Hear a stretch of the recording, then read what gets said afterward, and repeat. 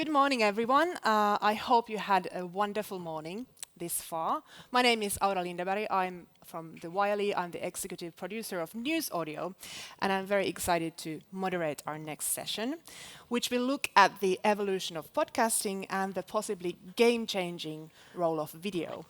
Podcasting is still growing, and so is integrating video to the workflow of making a podcast.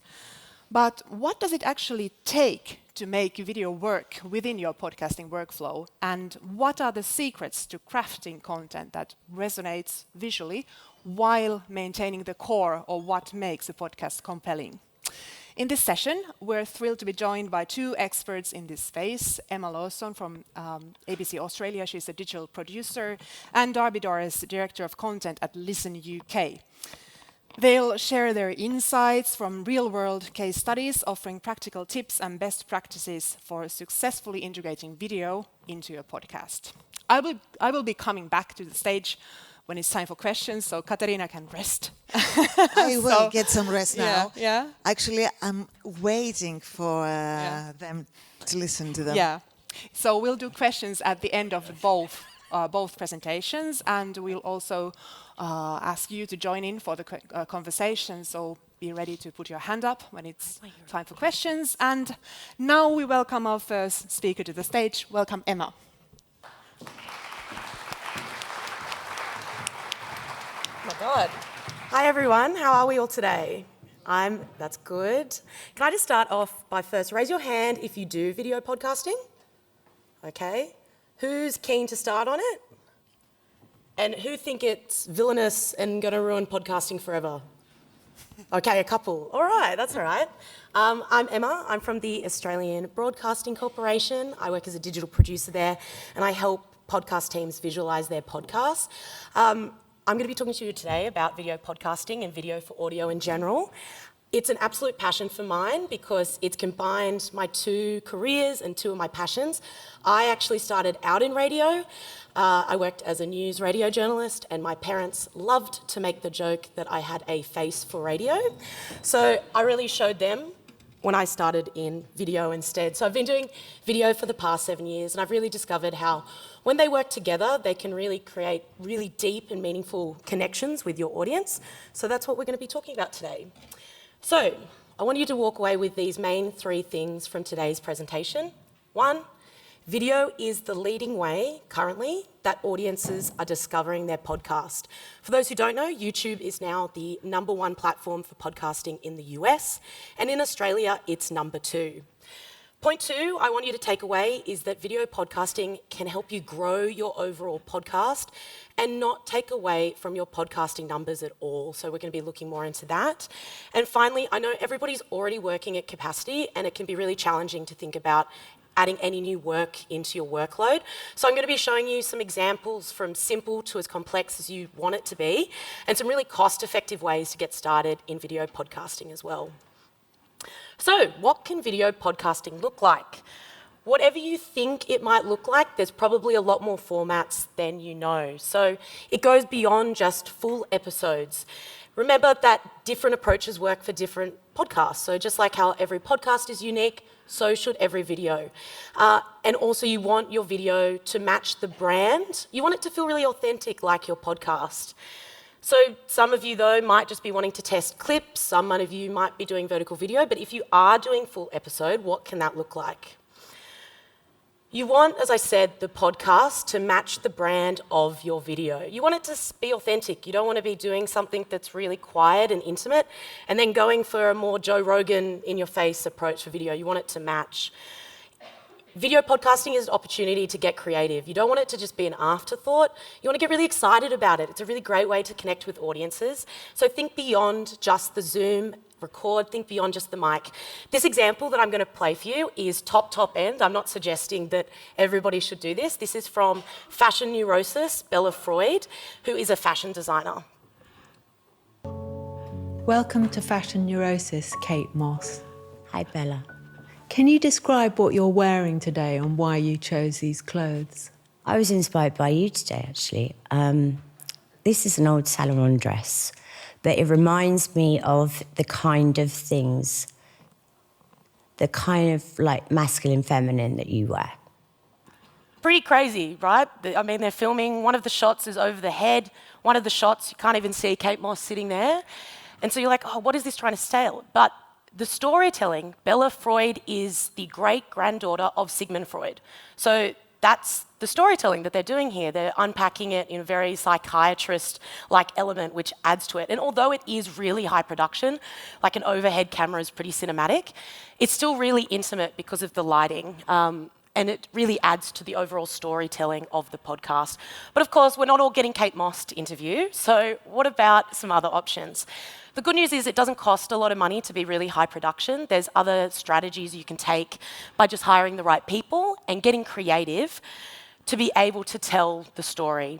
This example from the New York Times, you'll see here that it's actually being filmed behind the control panel because they obviously only have access to radio spaces at that time. It's changed a bit now. But they've taken an approach from behind the control panel, which really adds to the intimate feeling to the podcast. And it's also a great way, if you are concerned about the cameras getting in and ruining the connection between the host and the talent, this is a great way to get creative to not break that connection as well. But some of you as well, you won't be able to film full-length episodes. So what works there? This is when you can do something like clipped videos. Take just one moment from your podcast, which acts as a really natural way to promote your podcast. This example here from the BBC Sounds does that really well. Do you believe in ghosts? I'm going to say no. So you don't believe in ghosts, but your story is a ghost story? It is a ghost story. Go on, tell me what happened. So obviously I'm not going to play the whole video. It's a 5-minute clip of him telling the ghost story, but it acts as a really natural way to promote the entire podcast. If you're also doing something like true crime as well, that's a great way to expand your audience and, expand your podcast world. You could, if it's just one clip from an interview you're doing with somebody, a victim or somebody involved in the case, that'd be a great way to create more content as well out of it. But what you have to remember for clipped content, and this is, I need to stress this the most, it needs to have no context as to what the podcast is about, or it needs no context of what you were discussing before. It needs to be a standalone moment because people are going to discover it in YouTube and maybe not know what your podcast is about. So you need to be able to get all the information just in that one clip.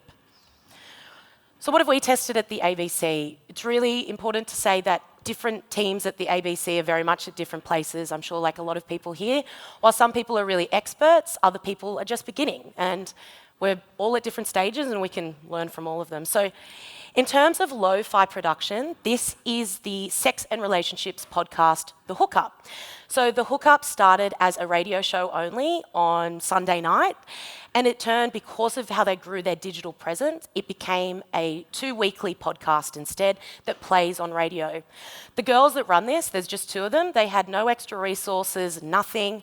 They just knew, because they needed to get 18 to 24-year-olds, that they needed to be on these social platforms to be able to reach the audience that they're after. So just 2 girls with a dream and a mobile phone, no lighting, would stand in the radio studios on the desk, turn the lights to drop on them to try and give nicer lighting, just because they knew they had to clip up the content. Their only one tip was, if you are going to do that, make sure before you film, you clear out all the space on your mobile phone, because otherwise you will not be able to film it. They have 3 rules for picking their content, and I think this is really important for anybody to follow, and anytime you're making clipped video, to think about it has to be one of these 3. Is it informative, the clip? Is it going to be teaching the audience something? 2, is it topical or up for debate? Is it a conversation that's happening in the zeitgeist at the moment? Is it going to bring in lots of engagement in the comments? And 3, is it a really emotive, powerful story for them? Is it really shocking? They get some wild sex stories sent into them, and the more shocking the better, because then they find it opens up and encourages more of their community to come in and send more videos, and they play those voice notes on the podcast itself. They've done a fantastic job of opening up their audience's world, so they have a real sense of community around their podcast now. They use Instagram stories. They have this whole section called Sunday Secrets, where people send in their sex or relationship stories, and it's sent across on their Instagram stories. And they also do surveys, and they get lots of data for the ABC from these surveys, so it's a great way to engage with the audience. Another really cost-effective test that we've done at the ABC is with this health podcast called What's That Rash? It's a health podcast that we posted on our science YouTube. I want to know if you've ever been influenced. by like either an influencer or just like a health trend? Well, not so much influence, but, I've spent my life wishing that I had a six-pack abdomen. Is that being influenced, I suppose? And all I've ever been able to achieve is a Pinot Noir abdomen. So, that's been my aspiration, how to get it. So we don't have, at the moment in the Sydney office, we don't have any video podcast space. So I didn't let that stop me, and I needed to create a branded approach to be able to make it feel more like a video podcast. So in a really cost-effective way, I went out and bought coloured material, which you can see there, and blocked out the radio studio, went to IKEA and built IKEA furniture myself. Spent a day doing that, absolutely torturous, no offence to all the Swedes here. But it worked out really well, and as you can see, it created a really branded approach. What we also needed to test here is these two hosts. They're usually in different cities in Australia as well. As I'm sure you all know, Australia is a very massive country, so you can't drive to meet each other once a week for your podcast, as they're 10.5 hours apart. So I needed to create an approach to make it look like they were together for the YouTube video. And just by using, putting them on FaceTime with each other to have the eye line while we were recording it in the radio studio, by balancing the eye line to match each other, it looked like they were in the studio together despite being thousands of kilometres apart. So just by taking that really low cost but branded approach, we were able to create really dynamic YouTube content. But the big stress that I have for that is if you are going to do anything on YouTube, you have to make sure you optimise it, which includes really catchy titles, thumbnails and chaptering. Okay, now for the big end of what a high production podcast can look like. What really happened at the Butler Farm Showgrounds on the 13th of July 2024? And hello to Pennsylvania. I'm thrilled to be back in this beautiful Commonwealth. Just after 6:09 p.m, Donald Trump is speaking about illegal immigration to a crowd of supporters. Now, you probably wouldn't expect that to be a podcast. It looks like a YouTube essay, but that's because the monologue style approach that they have for this podcast works so well for YouTube. They started as a podcast only and then decided to do some really low production tests to see how it performed on the ABC News YouTube. And it absolutely popped off. The audience loved it. And slowly over time, they took a more video-first approach. So much so, that space there, that's actually not in the ABC office. That's at the host's house. They built it in his basement. His wife works around the corner from that in the same room in their work-from-home setup. And he films it all at home and just with slightly different scripting between the podcast and the video, all recorded at once. He records it, sends it through to the podcast producer. The podcast producer builds the sequence in Premiere Pro. She then exports it to herself in Reaper, makes those final edits, while the video team picks up the video. This is the top example of what you can achieve, especially when your journalists are putting so much effort into the work they're doing. It's a fantastic opportunity to get more out of that product and more out of their really hard work that they do. They started with, again, a really small test and built their way up, and I would always suggest for people that's the best way of starting. Also interesting on this is that it also plays on the ABC News 24-hour news channel as well, so it gets an even more audience there. But what's most important for this is the growth in the video has been stronger than for the podcast, and most importantly, it's not taken away from the podcast audience at all. So in the blue there, that's the podcast audience, and you can see in the orange, that's for the YouTube audience. So you can see it hasn't been taking away any numbers, but over time, the YouTube audience has absolutely exploded. And it's given them a whole new audience, and also a whole new worldwide audience as well, because it's not geo-blocked. So for the key takeaways I just want you to take away from today, it's really important to remember that different approaches work for different podcasts. Start small, work way up, figure out what works best. These third-party platforms give you so much data about what is working for them. Use it to figure out what's working for you. Also, make sure to remember that it's an opportunity to amplify your brand and your podcast if you optimize. So make sure it's particularly for YouTube that you can optimize it with those title, description, and thumbnails. And finally, the video is not going to take away from your podcast numbers. It's just going to give new life to your podcast and expand it to a whole new audience. Thank you so much. I'm here, obviously, you'll be hearing from me shortly, but looking forward to chatting more.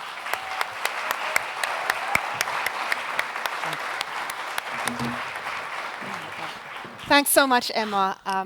So many great practical tips from IKEA to building podcasts in your basement.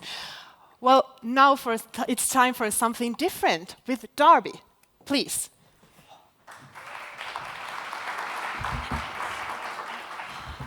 Thanks very much. Can you hear me all right? Brilliant. Hello. So, yeah, we are Listen, and I am Director of Content at Listen. So I look after kind of all the creative and content that we put out. And a quick background on us, which is really useful context, I think, is that we were formed a very long time ago as a radio production company when the BBC first started allowing independents to produce the programmes for them. And so that's where we began. That's where our roots were and still are, and we still make a lot of radio programmes for the BBC. And then as time evolved, we started to make a huge kind of range of different podcasts as podcasting became kind of a more viable industry for a business of our scale. And so we're one of the largest kind of podcast companies in the UK market, and we make everything. We make pure audio shows, we make shows that have bits of visual, we might have some social cut downs, we might have long form visual. We kind of do all of it in different ways depending on the kind of client's needs or our own needs if we're sort of self-funding a show. Useful context, I think, because the stuff I'm going to talk to you about is the bit where the people who said that they maybe are against video might want to leave the room now, which is really pushing the boundaries of visualization. And so we've become known very recently for a kind of new area that's opened up, certainly in the UK market, which is really a kind of blend between podcasting, radio, TV, and YouTube shows. And so I'm just going to play you a sort of snapshot of some of those shows, and I'll talk through each of them as case studies. So, what do we have in store for you tonight? Rivals is now out in the world. We obviously have to talk about it. Pleasure to be here. Now we get down to business. Yes. Can you remind me who's in the Sugar Babes? Because I love Mel. She's not in Sugar Babes, is she? Who's Mel B in Spice Girls? Oh my God. Lol. So, this is so much fun. I love doing this show. Obsessed. So, kind of conversation-based formats, right? All of those are shows that Listen produce right now.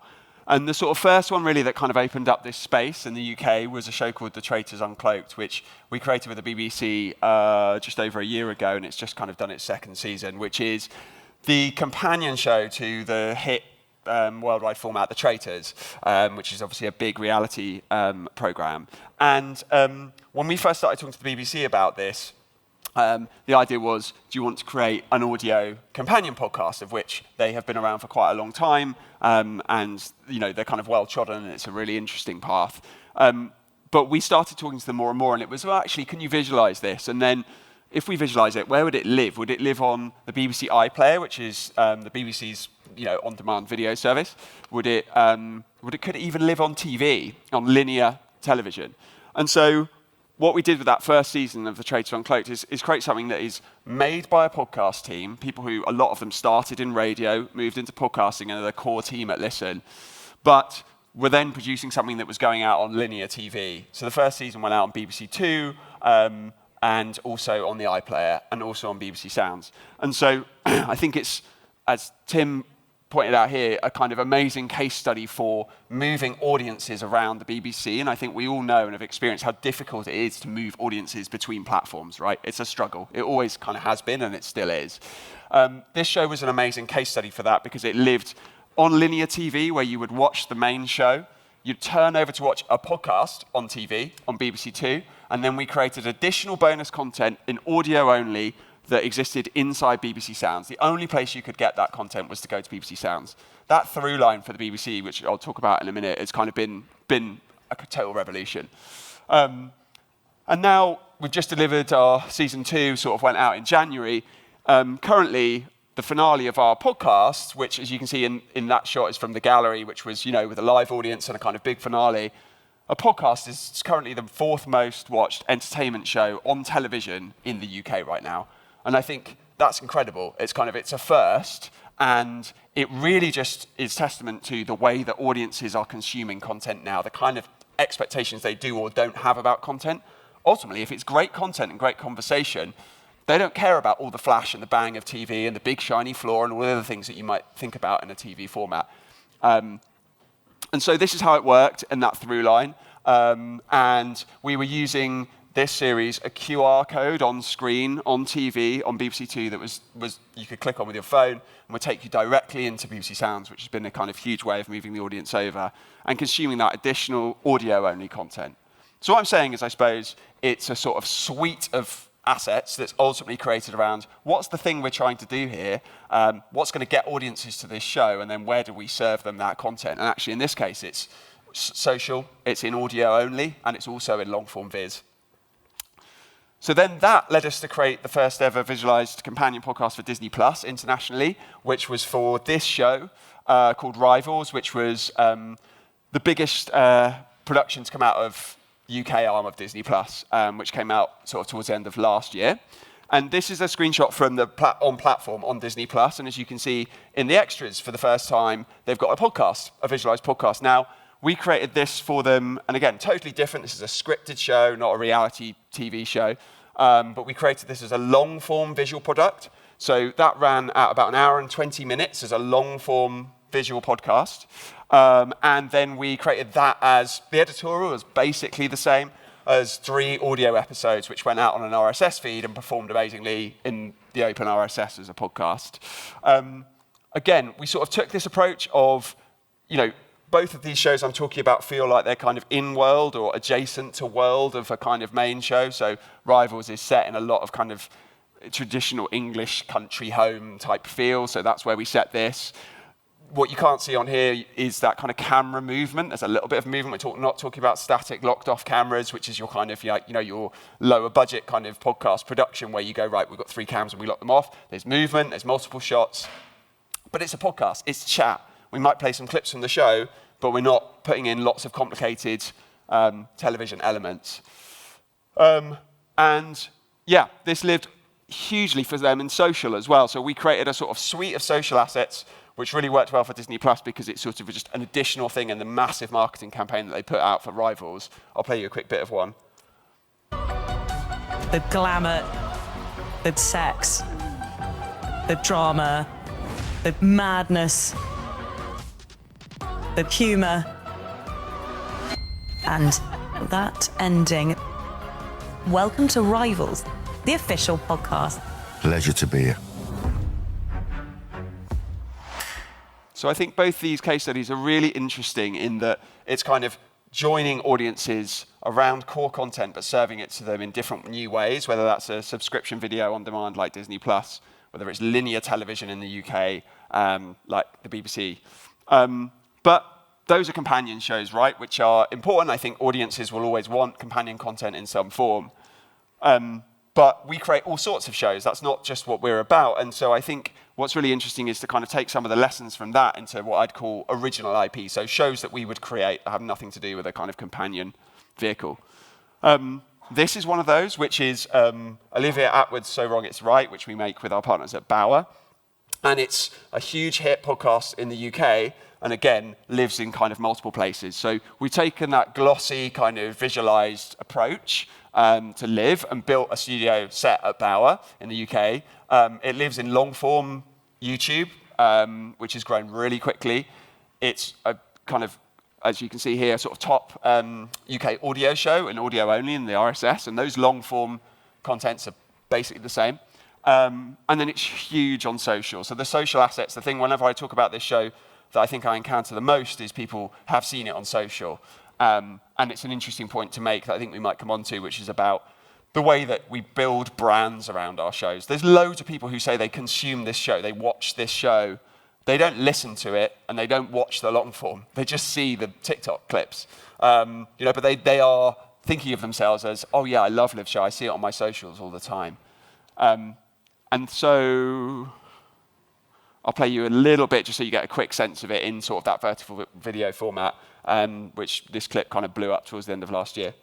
Before I had my first Bell's palsy attack. So I was sat at home and I had this huge burst of inflammation on my cheek, as if like I had an abscess in there or something. And I went straight to a doctor. They gave me antibiotics, steroid injections, don't know what caused it. And then it went down to a certain extent, left with some mild swelling, and then my whole face just dropped.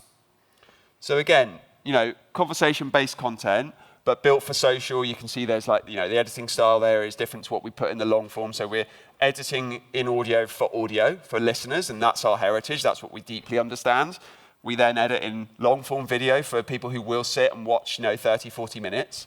But then a different social editor on a lot of our shows will then apply a social edit to kind of go, what's actually going to make this clip pop in the social space? So that's about, you know, the kind of narrative arc of that social clip. It's about the style and approach of the edit, you know, and we have kind of often quite different disciplines just specifically for that, for social editing, you know, as against long form editors.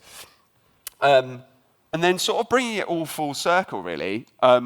So yeah, I'll play you a quick clip of this first, and then kind of talk to you about this. Welcome to Pop Top 10. We are going to be ranking brilliant music, pop culture moments. But we don't do it alone. Who have we got today, Ryland? Preston Mary goes in! Jamila Jamil! Yeah. Danny Dyer! Sarah Pascoe! Richard Osman! Miss Catherine Ryan! Now we get down to business. Yes. We're just here to have a lol. There's a row every episode. Every episode. That's why we love it. We're not ones to judge. Well, I'll tell you a little secret. Oh. No!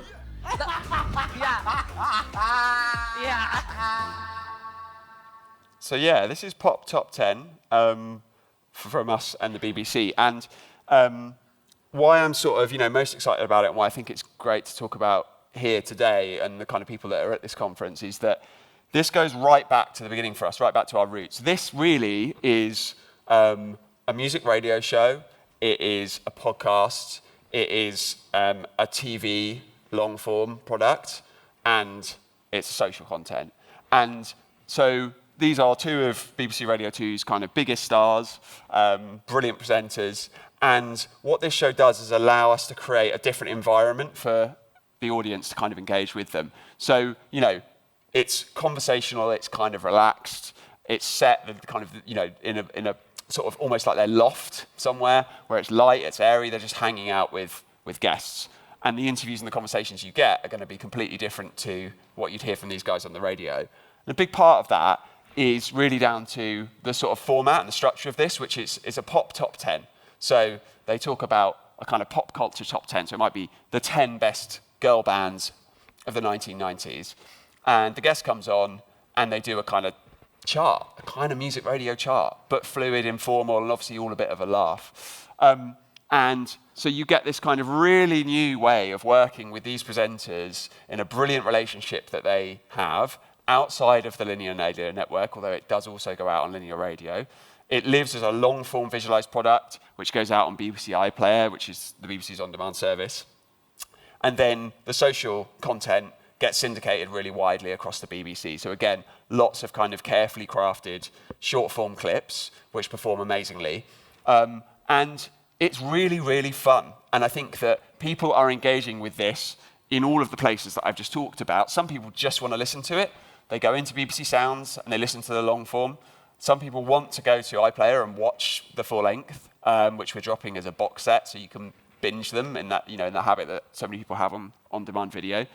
And of course, loads of people are just seeing it as kind of great social content that comes out of BBC and Radio 2 and builds that brand and builds their presenters and their brand. They may never go to the long form. They just see fantastic clips with, you know, Rylan and Scott, you know, and they assume, yeah, this is all part of the Radio 2 family. All of those things are important, and all of those are ultimately an exercise in brand building in many different ways, whether we're building the talent brand around Radio 2 or whether we're building the brand of this new format for the BBC. So I think that, I guess my bigger point to sort of end on really with this is summarised by Ed Gamble, who is the host of The Traitors Uncloaked. So when we did the first season of The Traitors Uncloaked, we got quite a lot of stick for it because, you know, the audio world goes, that's not a podcast, you've put it on TV, it's a TV show. And the TV world goes, that's not a TV show, that's a podcast. And we're in the middle going, I don't really care. I'm just creating content and then thinking about where the audience are for that content. And so Ed, to kind of knock that on the head, put out a tweet to say, no guys, a visualized podcast isn't just a TV show, it's an in-vision format for your eyes that you can also hear with your ears. Nothing like a TV show, actually. And so I think that goes to our kind of approach to all of this and the kind of style of production that we have at Listen, which is let's create amazing things and figure out what that is and whether that's a format and whether it's with talent, and then think about where that goes. Where are the audience for that show? We make absolutely tons of audio-only shows, and we still do. We make radio shows. We make stuff that's essentially kind of podcasting meets TV and has opened up a whole new area in the UK. All of those things are as important to me as each other. But they're all great fun as a creative to just kind of create new, exciting things and push boundaries, which is definitely what I'm all about. Thank you. Thank you. You sit down. Yeah. Thank you so much, Darby. So many amazing things. And now we have some time for audience questions. Oh, you want to sit down? We can sit down. I'm tired. Please sit down. Sit down. Sit down. There should be mics going around the hall. Yes. If you can just put your hands up if you have a question for either of the speakers. Really hard to see from here. There is a question over there. Yeah, there. And while we're getting the mic over, if you want to rate this session, please go on Swapcard, bookmark this session, and give it 5 stars. And then, please. Hello. Thanks for that, guys. Awesome. Emma, I was really interested. I mean, firstly, awesome examples. Really enjoyed them. One that I still had a few questions about, though, was the one that you said was recorded virtually, because that's a big thing for us. We record a lot of things in different locations. Mm-hmm. The clip that I saw on the screen, I may have misunderstood it, but it did look like they were in the same space in your IKEA nightmare. So I'm just wondering, like, how do you make things feel, congruent when you're recording in different locations? Like, how does that technically work, to ask a kind of semi-technical, boring question? No, not boring. We love workflow questions. That one, they were together. So for 2 of them, we got to film them together, and then the other ones, they were separate. So we still film them in radio studios. So they were recorded direct into Nedia, which is the radio editing service that they use at the ABC. So they had to have headphones on to be able to see each other. So it was almost like they were recording it as they would for a radio show. So all that we did in the extra bits was pad out the backgrounds of the radio with the material and build the sets. I built 2 sets of sets with IKEA, my best friend, and had them in the different cities. So, and as I mentioned, the key bit, if you want to make them look like they're in the same space, which wasn't necessarily what we were trying to do, but it did end up happening, just have a little stand with the phone and have them like FaceTime each other or, anything else, Zoom, whatever, to be able to maintain the eye line. I will say, though, that's really good for a pilot, but for BAU, it was like, it's really tiring. It's really hard. You constantly need to set it up every time, where this we're using is to hope to be able to move forward to more like a plug and push option in the future. But this is a great way to just like start out in a really low cost effective way. But it is challenging to make it more BAU. Thank you. Anyone else? Really hard to see. Yeah, over here, a lady, please.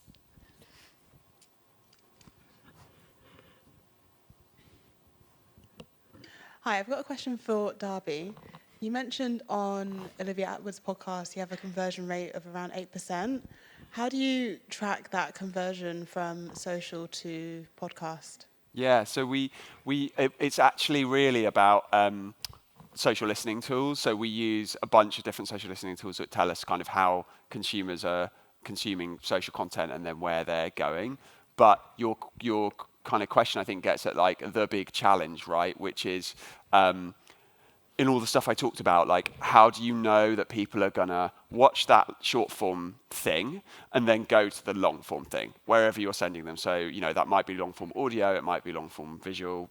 Kind of doesn't matter almost where we're talking about and what kind of platform. Ultimately, I think that I am quite realistic about just accepting that they probably won't directly, immediately, because ultimately when you're in TikTok mode and you're just swiping aimlessly on short form videos, that's what you want. You don't want 45 minutes of something that might be over there on Spotify or wherever else. You're just looking at that short form. And I think that for us, the way that we think about it is a sort of suite of assets of building a brand that people then, when they are in their Apple Podcast app or their BBC Sounds app, they go, oh, I know that brand. I recognize that. Oh, I watched that amazing Olivia Atwood clip on social the other day, and there's a reason to click.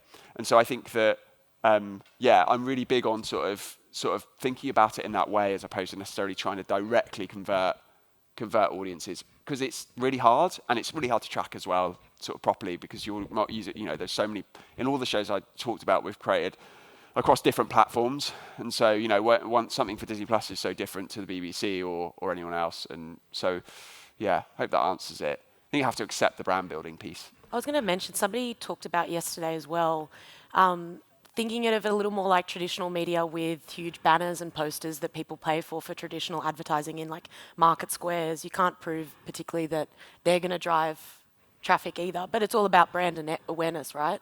And eventually, with the word of mouth, that's the greatest tool, but then also seeing it, oh, I know that podcast, and then, yes, maybe it may take 5 times, but eventually you're like, oh, I really like this, and I'm going to go and click on it. Absolutely. Yeah. Yeah. Especially that companion stuff I'm talking about is like, it's kind of doing 2 jobs, isn't it? It's super serving die-hard audiences around shows, but it's also brand building, which is like, you're in Apple Podcasts and you see our companion show for something.